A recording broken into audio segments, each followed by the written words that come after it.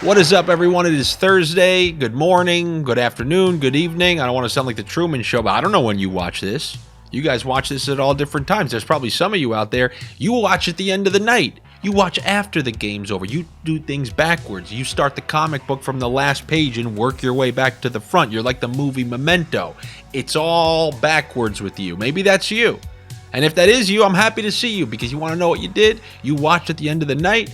Then you watched the video and you were like, Jesus Christ, this guy tried to drop a hint about Rupe Hintz, and then he went out there and dominated that game. Rupe Hintz taking over that Dallas game. Dallas was a nice, clean, easy victory. In fact, we took those teams who were at home and expected to be up 1-0 in that series, but were down 1-0 in this series. We used that desperation. We knew that they were going to have to our advantage because those teams you knew were going to do everything in their power not to go on the road down 0-2. And in the Stars case, that was a proper beating. I mean, there was a little mini second there where it was 4-3 and got a little hairy, but they immediately scored a fifth goal, ended up winning that one nice and comfortably with the Rupe Hintz goals and Rupe Hintz points, hit the over on his shots on goal. That was a nice clean sweep on that one. Edmonton, they came through. They covered the puck line on an empty netter. Connor McDavid, I believe he went over on his shots. I do think he missed his over 1.5 point prop.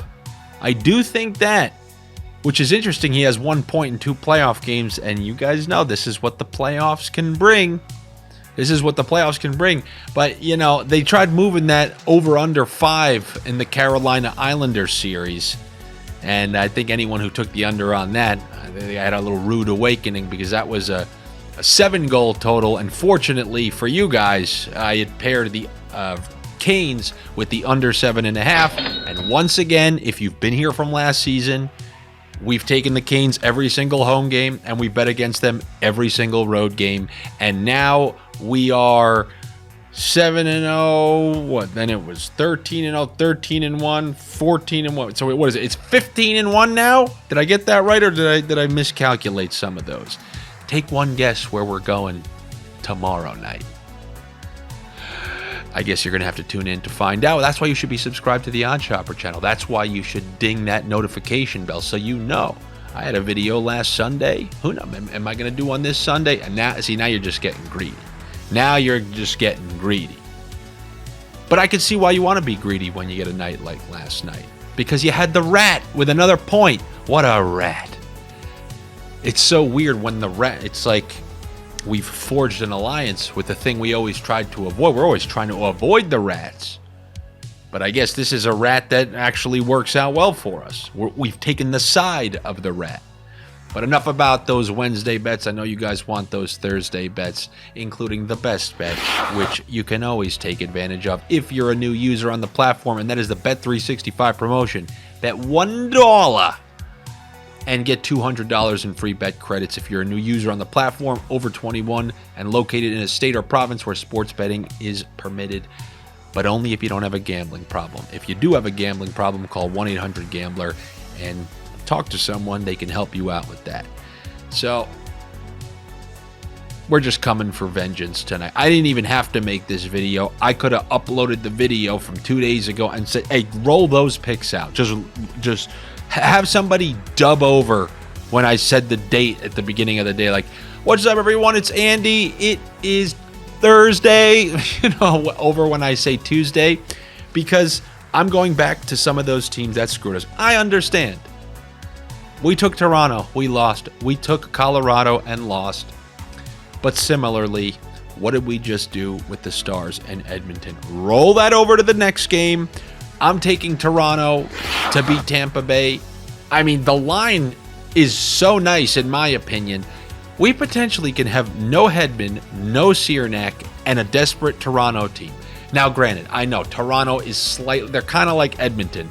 If a team is going to screw you, it's going to be a team like Toronto. But did we learn our lessons earlier? Remember, after every bad, embarrassing loss in the final third of the season, anytime there was a huge game after that, they showed up for it. They would lose to Chicago, and then they had a massive win versus Buffalo. They were playing extremely well after disappointing performances. I think they've mentally prepared themselves for this moment. And I like the Toronto Maple Leafs to find a way to win. I don't think they're going to have to find a way. In fact, I'm going to green light something. You know how I've been saying, take the money line and then do 20% on the puck line and then an extra 10% on the -2.5. I'll even allow you to up that. Let's do, if you have $100, let's do 60 on the money line, 30 on the puck line, and then I guess still 10 on the -2.5. I think this is going to be a convincing victory. Even if it's not a convincing victory, I think it is going to be a Toronto victory. And I am very tempted to utilize Bet365 same game parlay and add the Maple Leafs puck line with William Nylander again. I just don't like that they took him off the top unit. He has Vazzy figured out for whatever weird reason. He scored again last game, but I wish he was on that top power play for the trickle down points. And I don't want to take O'Reilly. I don't want to take anybody because yes, Matthews, but you need over 1.5. Marner, you need over 1.5. And I don't want to take O'Reilly. You want to do Morgan Riley? How about this? Do Toronto money line with Morgan Riley, and then if you're going to do the puck line, this is for the same gamers, then add Nylander. I want to see him on that back on that top power play, damn it. I mean, that was such a nice bet that I had liked. Anyway, it's Toronto in that one, and obviously the Colorado Avalanche, I highly doubt they're going back to Seattle. It's gonna take something weird. It's gonna have to be Grubauer standing on his head. You're gonna need some sort of thing that's gonna cause them to lose, because I think they're gonna be shot out of a cannon. And when you're talking about the defending Cup champs who didn't lose 2 games in a row all last year, all last postseason, no, I'm definitely going Colorado. Give me Colorado, and because the line is still pretty nice, I will sprinkle money on the puck line. Both of these bets, Toronto, Colorado, I really do like those two teams. They got to win. They can't go on the road down 0-2, and they both have their own reasons for why they really need to win this game. I'm going Colorado. I'm going Toronto. And guess what else I'm going? The under 6.5 in Vegas, Winnipeg, because that kind of played out the way that I thought it would. Now, were there more than one empty? I think we survived the double empty netter because we bumped it up.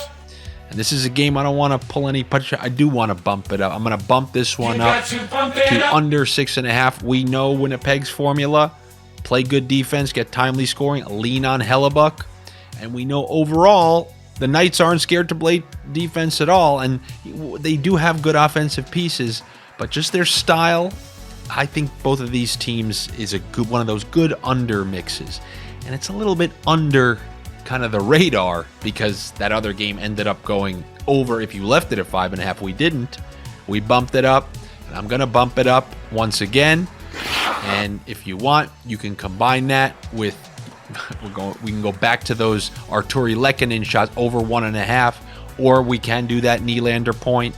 Any sort of those combos, anything that you really liked on the day. You can do the Avalanche, or you can do the money line of the Avalanche, money line of Toronto, either one of those with the under 6.5. Or if you're not cheap and you're the kind of person who would buy one of my t-shirts for doing right by you, you can do so at andyfrancis.com or right on my Instagram page. God, was that seamless. But if you're not one of those cheap people who refuses to buy a shirt, then go ahead and just take that. Take the under 6.5 at minus whatever it is. Those are the most confident bets ever. I don't know what Shesterkin's save total is, but after that embarrassing performance, the Devils owe us. They owe us the NOS that they never really gave us. How bad were the Devils? I'm just saying to exercise caution with this, because there's a chance they just might be awful this whole series. I would imagine they bounce back a little bit, but they have such little. Do they even know what bouncing back means? But I do think because they got so few shots in the first 10 minutes of that game, their coaching staff has to be aware of that. And I think they're going to put the pressure on the players to get more pucks to the net, especially in the first period. Very tempted to go over on saves for Shesterkin. And it's kind of the same thing, actually, with Grubauer once again. I mean, he hit the over for us. I think I gave that on Instagram. That was one of the picks I gave on Instagram. But I would imagine because Colorado lost, that's actually going to be the case once again. So you could sprinkle some chips on the over on Grubauer's saves. And then also I'll go over 3.5 shots, I believe, for Rantanen. That's at plus money. And I kind of want to go over 1.5 points for Rantanen. And then I also want to go back to the Makar to get a point and Colorado to win in the same game parlay. It's literally copy-paste.